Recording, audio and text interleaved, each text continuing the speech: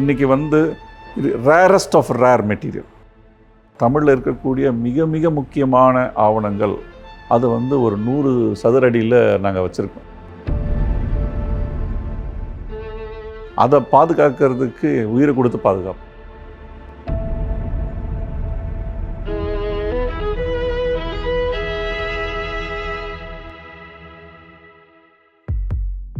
இது 1812 முதல் முறையாக அச்சிடப்பட்ட திருக்குறள்.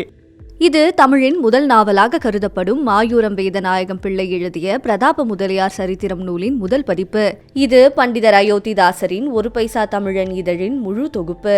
இப்படி தமிழ் மொழியின் இலக்கியம் மற்றும் சமூக வரலாற்றின் நூற்றாண்டு கால சாட்சியமாக திகழ்ந்து கொண்டிருக்கிறது சென்னை தரமணியில் அமைந்துள்ள ரோஜா முத்தையா ஆராய்ச்சி நூலகம்.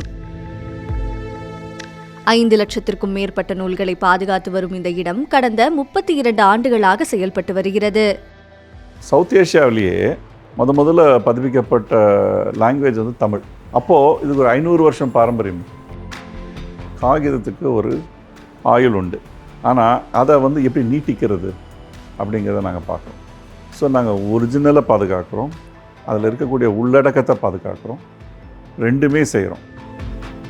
நம்மளுடைய சொத்தை காப்பாற்றி பின்னாடி வரக்கூடிய தலைமுறையினருக்கு கொண்டு செல்றதுக்கான எல்லா பணிகளும் செஞ்சுக்கிட்டு. இது வந்து இப்போ நம்ம பண்ணாமல் போயிட்டோம்னு வச்சுக்கோங்களேன், நம்ம சொசைட்டி என்ன உருவாக்கி இருக்குங்கிறது நமக்கு தெரியாது. அந்த நாலேஜே நம்மக்கிட்ட இருந்து கம்ப்ளீட்டாக எரேஸ் ஆகிடுது. இப்படி 500 ஆண்டுகளுக்கும் மேலான தமிழ் அச்சு பண்பாட்டின் சுவடுகளை பாதுகாத்து வரும் இந்த நூலகத்தை பயன்படுத்த எந்த கட்டணமும் இல்லை. தங்களுக்கு தேவையான தகவல்களை சிலர் இணையம் வழியாக பெறுகிறார்கள், அல்லது பரணிதரன் போன்ற பலர் நேரில் வந்தும் படித்து செல்கின்றனர். இதான் ஃபஸ்ட் டைம் ரோஜா முத்தையா லைப்ரரிக்கு வர்றது. என்னுடைய பாடத்துக்காக நான் ரெஃபரன்ஸ்க்காக அபிராமி அந்தாதிக்கு முத்துசு மாணிக்கவாசக முதலியார் எழுதின உரை குறிப்பு கிடைக்குமான்னு சொல்லி பல இடங்களில் தேடிட்டு இருந்தேன். 1959 அந்த ஆண்டு வாக்கில் வெளிவந்த இந்த நூல் வந்து பல நேரங்களில் பல சந்தர்ப்பங்களில் தருமபுர ஆதீனத்தில் தேடி கூட எங்களால் அதை பெற முடியல. அப்புறம் அதை திருப்பனந்தாள்லேயும் முயற்சி பண்ணோம், அங்கேயும் வந்து கிடைக்கல.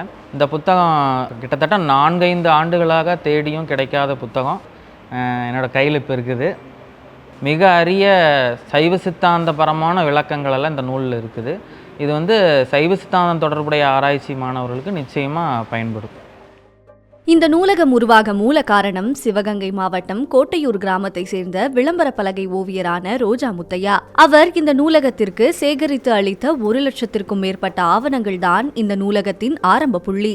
அவர் மறைந்த பிறகு சிகாகோ பல்கலைக்கழகத்தின் முயற்சியுடன் 1994ஆம் ஆண்டு சென்னையில் ரோஜா முத்தையா ஆராய்ச்சி நூலகம் நிறுவப்பட்டது.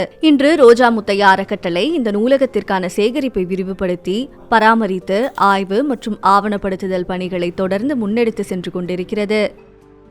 இதோட வளர்ச்சி வந்து எனக்கு ரொம்ப சந்தோஷமா இருந்தது. ஏன்னா ரோஜா முத்தையா அவங்களுக்கு வந்து ரொம்ப வருத்தமாக இருக்கும், இந்த லைப்ரரி என்னவாக போகுது, எப்படி செய்ய போகிறோம், யார் பாதுகாப்பாங்க அப்படிங்கிறது நிறைய கொஸ்டின்ஸ் மனசுக்குள்ள இருந்து. அப்போ பேசல சொல்லுவாங்க என்ன நடக்க போகுதுன்னு தெரியல அப்படின்னு. பட் அவங்களோட கனவு வந்து அது பெரிய லைப்ரரியாக கொண்டுட்டு வரணும் அப்படிங்கிறது அந்த கனவு வந்து இப்போ ரொம்ப அவங்களோட கனவு நினைவாயிருச்சு அப்படித்தான் நான் சொல்லுவேன். இன்னமும் நாங்கள் கலெக்ட் பண்ணிக்கிட்டே தான் இருக்கோம். தொடர்ந்து எங்கெங்கெல்லாம் புத்தகம் இருக்குதோ அங்கெல்லாம் போய் கலெக்ட் பண்ணுறோம்.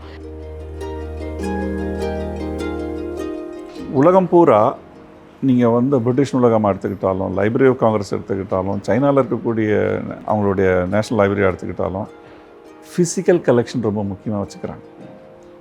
ஒரிஜினல்ஸை பாதுகாக்கிறது ரொம்ப முக்கியம்.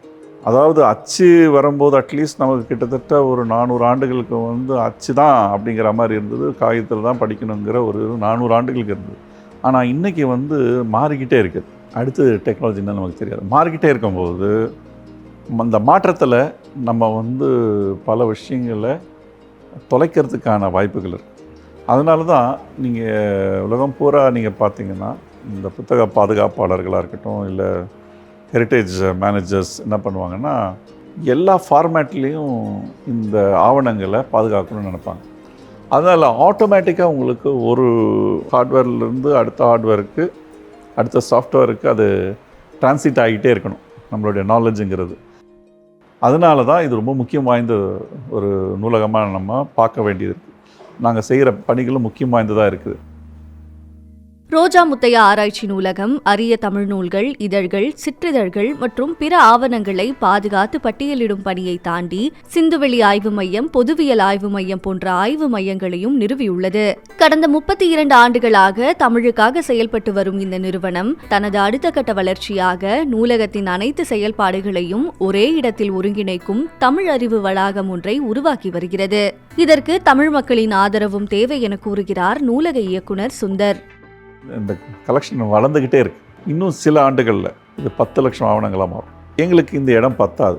இது எல்லாத்தையுமே ஒரு கொடையின் கீழே கொண்டு வரணும்னு நினச்சோம். அதாவது தமிழ் அறிவு வளாகம் அப்படிங்கிற ஒரு கொடையின் கீழே கொண்டு வரலாம் அப்படின்னு நாங்கள் பிளான் பண்ணி வச்சோம். இப்போது எங்களுக்கு ஒரு எவ்வளோ ஸ்பேஸ் நாங்கள் கணக்கு போட்டு பார்த்தோம். மொத்தம் ஒரு 80,000 ஸ்கொயர் ஃபீட். அதுக்கான செலவு பட்ஜெட் பண்ணும்போது கிட்டத்தட்ட 40 கோடி செலவாகும்னு எங்களுக்கு சொன்னாங்க.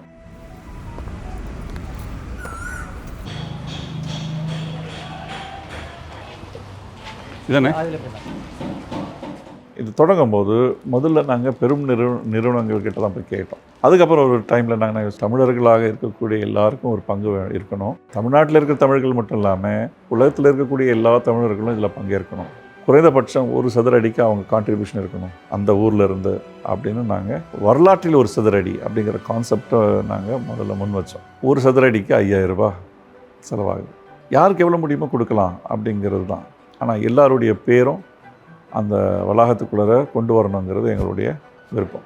எங்களுக்கு இதுவரைக்கும் கிட்டத்தட்ட ஒரு 18 கோடி நாங்கள் எடுத்துட்டோம். இன்னும் 22 கோடி நமக்கு தேவைப்படுது. அப்போது இது முடியும் போது, இந்த ப்ராஜெக்ட்லாம் முடிஞ்சு எல்லாம் நடக்கும்போது இந்த இடம் ஒரு முக்கியமான ஸ்பாட்டாக இருக்கும். லிட்ரேச்சர், ஆர்ட், எல்லா விதமான விஷயங்களும் நம்ம பண்பாட்டினுடைய பல்வேறு கூறுகள் சங்கமிக்கிற ஒரு இடமா தான் இதை நான் பார்க்குறேன். அப்போது பல்வேறு தரப்பட்ட மக்கள் ஒரு இடத்துல சங்கமிக்கும் போது அறிவினுடைய விரிவாக்கத்தன்மையே வேறு மாதிரி இருக்குங்கிறத நான் நம்புகிறேன். அதை நோக்கி தான் நம்ம எல்லோரும் ட்ராவல் பண்ணணும்னு நினைக்கிறேன்.